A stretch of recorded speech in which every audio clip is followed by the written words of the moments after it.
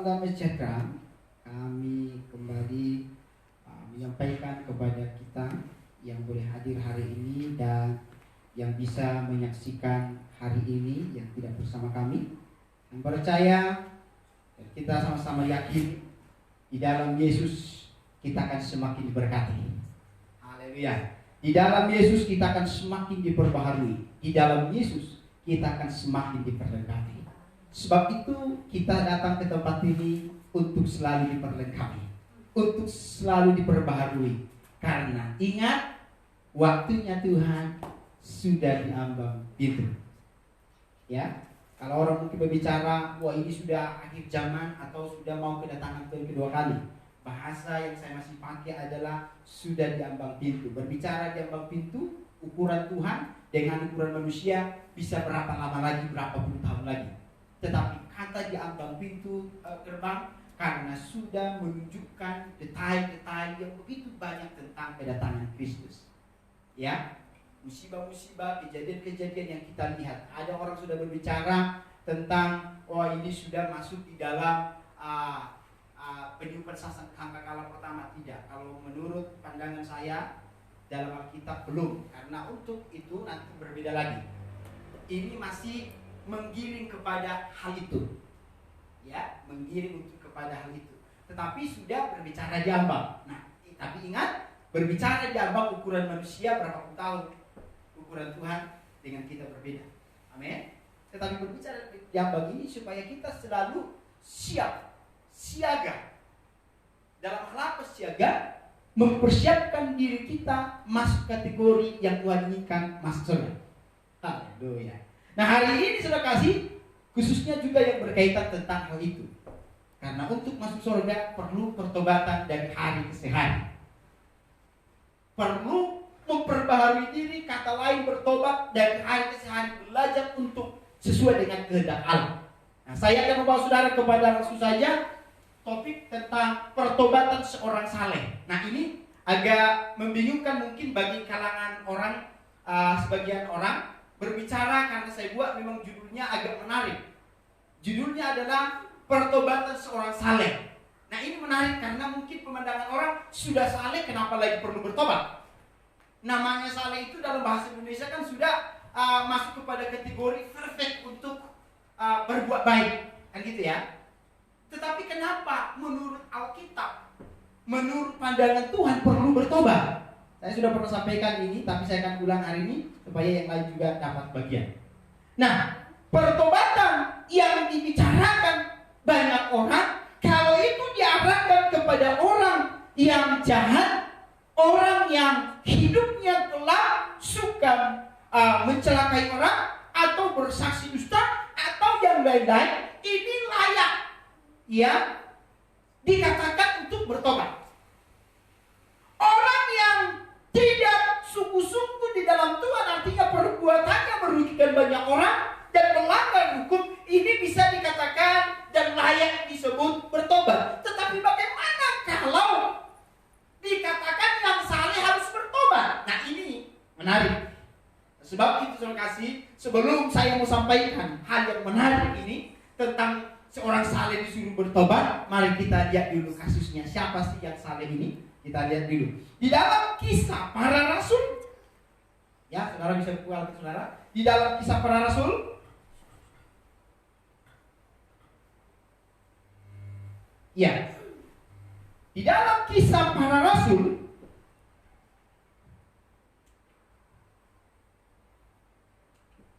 ayat yang ke-10,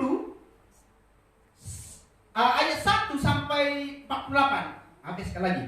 Kisah Para Rasul 10 ayat 1 sampai 48 secara utuh. Tapi saya akan membawa saudara, nanti saya akan jelaskan garis-garis besar secara menyeluruh. Yang kita baca hanya ayat 1 sampai ayat 5. Ya, ayat 1 sampai ayat 5. Mari kita akan baca. Yang di rumah buka Alkitab, yang di sini juga buka Alkitab. Arahkan pikiran saudara untuk firman yang kita baca. Kisah Para Rasul pasal 10 ayat 1 sampai 5, demikian firman Tuhan. Berbicara tentang di Kaisarea ada seorang yang bernama Kornelius, seorang perwira pasukan yang disebut pasukan Itali. Ya, ia saleh, ia serta seisi rumahnya takut akan Allah, dan ia memberi banyak sedekah kepada umat Yahudi dan senantiasa berdoa kepada Allah. Terus, dalam suatu penglihatan kira-kira jam 3 petang, jelas tampak kepadanya seorang malaikat Allah masuk ke rumahnya dan berkata kepadanya, Kornelius. Ia menatap malaikat itu dan dengan takut ia berkata, ada apa Tuhan? Jawab malaikat itu, semua doamu dan sedekahmu telah naik ke hadirat Allah, dan Allah telah mengingat engkau. Ayat 5. Dan sekarang suruhlah beberapa orang ke Yope dan untuk menjemput seorang yang bernama Simon dan yang disebut Petrus. Haleluya. Simon yang disebut Petrus. Kita tahu ini murid Yesus, ya, sebelum dia nanti mati syahid. Nah, saudara, seperti yang saya katakan tadi, siapa orang saleh yang diarahkan firman Tuhan, yang diarahkan Tuhan untuk bertobat? Namanya Kornelius. Nah, berarti kita lihat dulu, sesaleh apa sih dia? Kita akan lihat sesaleh apa Kornelius ini di pemandangan Tuhan, sehingga doanya, sehingga korban-korban sedekahnya naik ke hadirat Allah. Katanya, ini yang ngomong malaikat sendiri. Artinya benar. Faktanya ada melalui malaikat. Nah, kita akan lihat dulu kesalehan daripada Kornelius. Yang pertama adalah, perhatikan, kalau saudara bisa mencek dan sambil menulis, boleh, karena saudara bisa membaca di rumah. Jadi kesalehan daripada Kornelius ini yang pertama adalah dia betul-betul dicatatkan melalui gaya hidupnya, dari profil hidupnya sehari-hari, ya, dia disebut seorang yang beragama. Itu kesalehan yang pertama, ya. Kesalehan daripada Kornelius disebut dia adalah orang yang beragama. Berarti kurang lebih seperti kita punya Tuhan, ya. Seperti agama-agama lain memiliki Tuhan masing-masing. Tetapi di dalam Yesus Kristus kita memiliki Tuhan, yaitu Yesus Kristus. Halnya kesalehan yang pertama yang dimiliki, yang dituliskan oleh Alkitab tentang Kornelius, seorang perwira ini, ya, seorang pejabat yang bisa dikatakan pejabat. Ini seorang yang memiliki jabatan tinggi karena perwira, ya. Jadi kesalehan pertama dicatatkan Alkitab tentang Kornelius adalah dia adalah seorang yang beragama. Dia orang yang beragama, makanya disebut saleh. Ada dituliskan di dalam Kisah Para Rasul pasal 10 tadi yang kita baca ayat 2, bahwa dia dikatakan orang yang saleh dan juga suka berdoa. Benar, ya? Jadi saudara kasih dalam Tuhan, kesalehan yang pertama daripada Kornelius ini, dia beragama. Yang kedua, kesalehannya apa yang dicatat Alkitab? Ia adalah orang yang takut akan Tuhan. Bukan cuma beragama, tapi dia adalah orang yang takut akan Tuhan. Nanti dibuktikan dengan perbuatannya. Juga di dalam pasal yang sama dan ayat yang sama. Saudara boleh baca. Kesalehan yang ketiga yang dicatatkan Alkitab tentang Kornelius ini adalah ia suka memberi sedekah. Dia tidak laut mati. Yang masuk banyak berkat, banyak penghasilan, tapi tidak menyalurkan apa-apa. Bukan seperti itu, dia tidak gambaran laut mati. Tapi dia suka memberi sedekah, suka berkorban orangnya. Ini kesalehannya, ya. Nanti kita cross check. Yang selanjutnya, yang keempat, kesalehan apa yang dicatatkan Alkitab tentang Kornelius? Yaitu dia suka berdoa. Sama di dalam Kisah Para Rasul pasal 10 ayat yang sama, semuanya di ayat 2, ya. Jadi kesalehan yang keempat daripada Kornelius ini, dia suka berdoa. Yang kelima, apa kesalehan yang dituliskan Alkitab? Ia adalah orang yang tulus hati, tidak neko-neko. Kalau dia memberi, ya memberi. Kalau dia bergereja, bergereja. Kalau istilah kita sekarang. Kalau dulu kan dia agama disebut anut agama Yahudi ya. Jadi kalau dia memberinya tulus, tidak neko-neko, tidak ada embel-embel, tidak ada. Yang selanjutnya yang keenam yang dicatatkan Alkitab tentang kesalehan Kornelius adalah ia terkenal baik. Artinya karena ketulusannya dan kebaikannya, artinya terbukti di kalangan banyak orang mengakui dia baik. Inilah kesalehan yang dicatatkan Alkitab tentang Kornelius, seorang perwira Italia. Ya kan? Seorang perwira, tetapi dia memiliki hati yang tulus kepada Tuhan, beragama, bertetangga, bermasyarakat, di dalam mengemban tugas sebagai perwira, tapi dia tidak neko-neko. Inilah kesalehannya sehingga malaikat datang dalam penglihatannya berkata langsung bahwa doa-doanya dan sedekahnya sudah sampai di hadirat Tuhan, sudah sampai di hadirat Allah. Artinya ini benar-benar dia berkenan di mata Tuhan. Tetapi pertanyaan, berkenan di mata Tuhan karena perbuatannya, apakah ini cukup untuk membuat dia selamat? Nah, ini pertanyaan saya. Makanya nanti kita akan lihat kenapa orang saleh disuruh bertobat.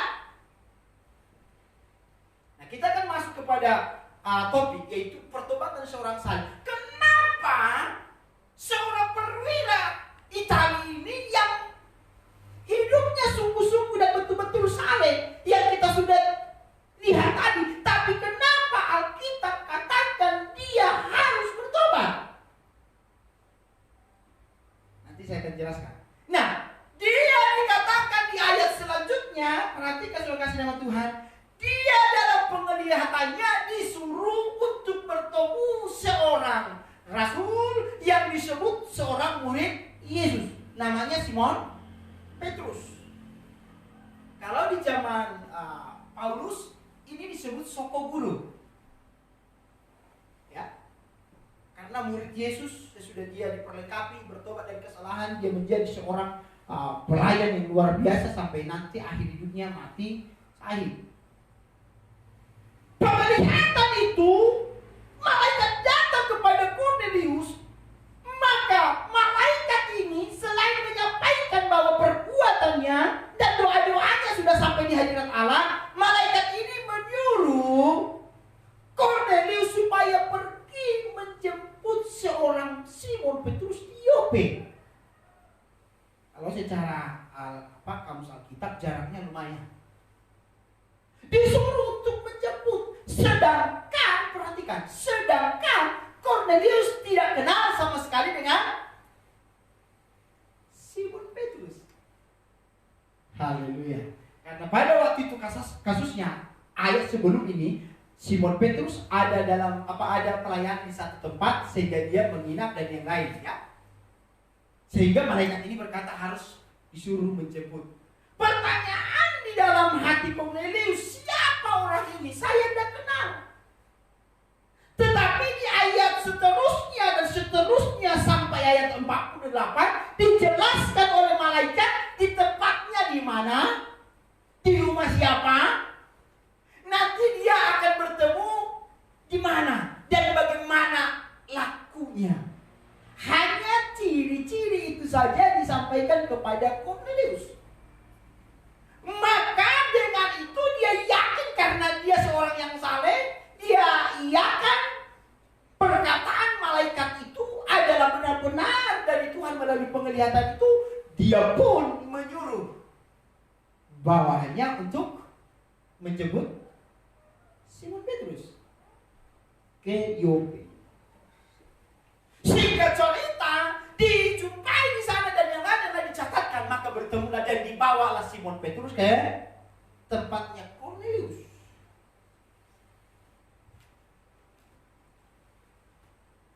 Ketika sampai di sana, sudah kasih nama Tuhan, kita akan lihat dulu. Saya akan baca ayat 22.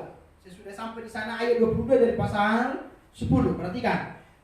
Jawab mereka, Cornelius, seorang perwira yang tulus hati dan takut akan Allah dan yang terkenal baik di antara seluruh bangsa Yahudi, telah menerima pernyataan Allah dengan perantara seorang malaikat kudus supaya ia mengundang engkau ke rumahnya dan mendengar apa yang kau katakan. Nah, ini yang disampaikan oleh suruhan daripada Cornelius bertemu untuk menjemput Simon Petrus.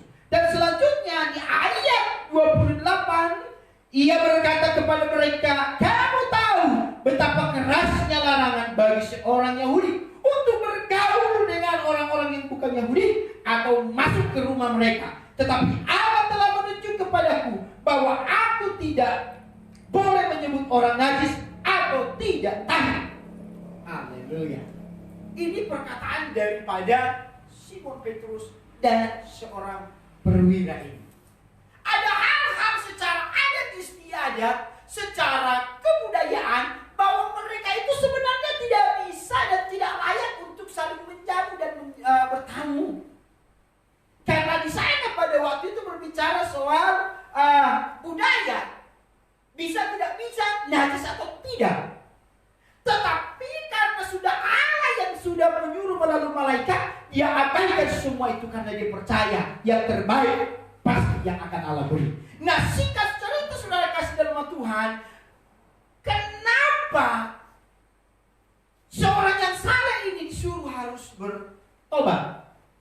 Ketika Simon Petrus sudah sampai, maka dijelaskan, dibuka ayat firman Tuhan tentang penglihatan itu, disampaikan dan diarahkanlah Cornelius.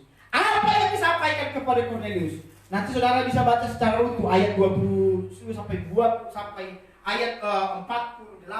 Di sana dicatatkan, dia mengarahkan, dia membuka kitab, dia mengajari bahwa, perhatikan, yang dimaksudkan oleh firman Tuhan, seorang yang salah ini harus bertobat adalah bahwa perbuatan baiknya, kesalehannya yang kita sudah lihat tadi di awal, tidak menjamin dia masuk surga walaupun didengar Allah perkataannya, didengar Allah, bahkan naik kehadiran Allah, doa dan sedekahnya, tapi tidak menjamin dia masuk surga.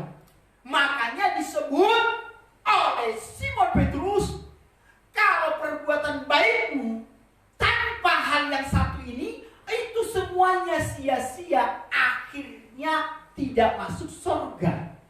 Kenapa? Maka dijelaskan, karena kalau tidak perbuatan baik sebaik apapun perbuatanmu, kalau tidak menerima Yesus sebagai Tuhan, tidak mengenal Yesus, maka dia tidak masuk surga. Haleluya. Makanya saya katakan tadi, apa yang kurang dalam hidup Cornelius sehingga dia harus disuruh bertobat? Makanya saya katakan, karena dia belum menerima Yesus sebagai Tuhan. Sekali lagi, karena Cornelius di dalam perbuatan baiknya menjadi orang saleh, karena dia belum menerima Yesus, maka dia harus disuruh bertobat. Kenapa perlu harus menerima Yesus dulu? Kan cukup perbuatan baik menurut kita dan budaya dan yang lain. Tetapi menurut firman Tuhan, di dalam Yesus Kristus dikatakan, perbuatan sebaik apapun perbuatan baikmu, sesaleh apapun engkau, kalau engkau belum menerima Yesus sebagai Tuhan di dalam dirimu, sebagai mediator untuk menyelamatkan, menebus dosa dia mati di kayu salib dan menerima dia dalam kebangkitannya dan kenaikannya, maka dia tidak akan menerima hidup yang kekal. Dia tidak akan menerima keselamatan. Maka sebab itu, di dalam perikop ini, ketika Simon Petrus mengarahkan supaya dia bertobat, dalam hal apa bertobat? Harus menerima Yesus supaya kesalehannya berkenan di mata Tuhan. Harus menerima Yesus. Kenapa harus menerima Yesus? Yang pertama, dia perlu berita tentang Yesus. Untuk apa? Karena di dalam Yesus ada keselamatan. Yang kedua, untuk apa dia harus menerima Yesus? Kehidupan dan pelayanan Kristus harus dia tahu supaya dia menyadari hanya karena Yesus dia memiliki jalan kehidupan untuk sampai kepada Bapa. Menerima Yesus sebagai Tuhan, maka dia akan tahu tentang kebaikannya, kematiannya, pelayanannya, dan yang lain pengorbanannya. Maka dia akan masuk surga. Haleluya. Haleluya. Jadi saudara yang dikasih oleh Tuhan, saya mau katakan hari ini kepada kita melalui firman Tuhan hari ini. Saya tidak panjang lebar hari ini, ya. Saya akan sampaikan intinya. Seorang perwira yang saleh disuruh untuk bertobat karena di pemandangan Allah, sebaik apapun engkau, sebaik apapun perbuatan keagamaanmu, tapi kalau tanpa Yesus, maka semuanya akan sia-sia. Sekali lagi, kesalehan, perbuatan baik dan lain-lain, bahkan yang berbuat baik karena mengatasnamakan agama sekalipun, tidak akan ada gunanya jikalau tidak kenal dan terima Yesus sebagai juru selamat. Nah, itu karena yang membuat selamat bukan perbuatan baikmu, tetapi percaya Yesus melalui pengorbanannya dan kebangkitannya dan kedatangannya yang akan kedua kali, maka engkau dan saya akan selamat. Sebab itu kalau ada teman-teman saudara, kalau ada keluarga saudara, dia sudah merasa dia itu baik dan memang perbuatannya diakui banyak orang dan kesalehannya melalui bergereja dan beragama, tapi kalau dia belum mengenal Yesus dan belum menerima Yesus, sampaikan itu perlu disuruh bertobat. Kalau engkau mengasihi mereka, karena sudah kasih banyak orang di luar sana berbuat baik sangat luar biasa, saleh sekali, tapi belum menerima Yesus. Itu pun perlu disuruh bertobat supaya masuk surga, supaya perbuatan baiknya membawa dia melalui mengenal Yesus, menerima Yesus, dia pun akan selamat. Amin. Haleluya. Sekali lagi, perbuatan baikmu tidak menjamin engkau selamat.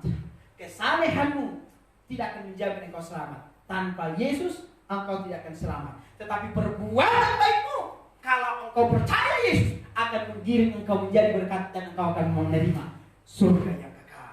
Haleluya. Ini firman Tuhan. Saya mau ajak saudara untuk sama-sama bangkit berdiri. Kita akan akhiri ibadah kita dan kita akan berdoa kepada Tuhan. Haleluya.